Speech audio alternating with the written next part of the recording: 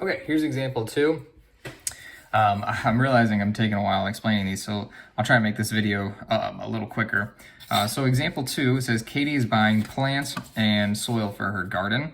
Soil costs $4 a bag, and the plants cost $10 each. She wants to buy at least 5 plants, and she cannot spend more than $100. So no more than $100.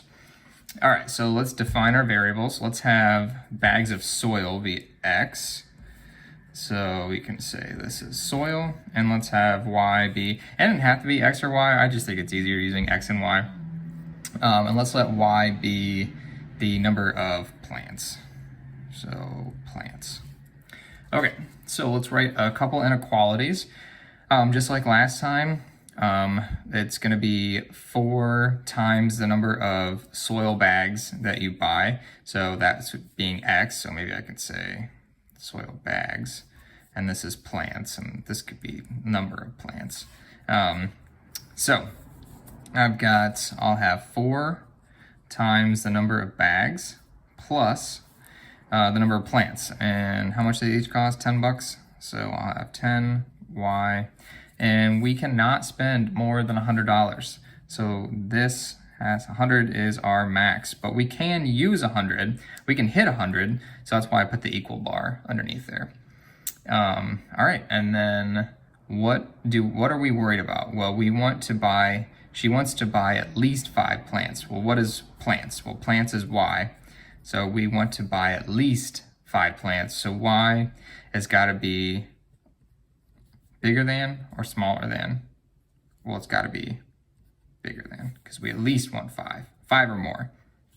So these are 2 inequalities. We're going to get Y by itself for each of these. Thankfully, this one's already done for us. So we're going to do 4x plus 10y is less than or equal to 100. I'll get my 4x to the other side. I'll have 10y is less than or equal to 100 minus 4x. I will divide by 10, divide by 10, divide by 10, and I end up getting y is less than or equal to 10 minus 4/10 x. Or if you want to simplify this, this would be 2/5 x. So this is my first inequality, and this was the second one. So let's just write it down here. These are going to be my these are my 2 inequalities. So I actually need to graph it over here. So for this one, this is your y-intercept here at 10. And this is our slope here, 2/5 x. And I'm going to go up to 10, put a dot, and then it's a negative slope, so I'm going to go down 1, 2, and over 1, 2, 3, 4, 5. I'm going to go down 2, over 1, 2, 3, 4, 5. You don't have to do the third point, but I just think it makes it easier. All right, and then I'm going to draw my line. And it's a solid line again, remember, solid line, because we're including, we want to include that 100. So this is our line. And do we want to shade above or below for this one? Well, it's less than, so we'll want to shade below, but let's not worry about that quite yet because we don't have the other one plotted yet. All right.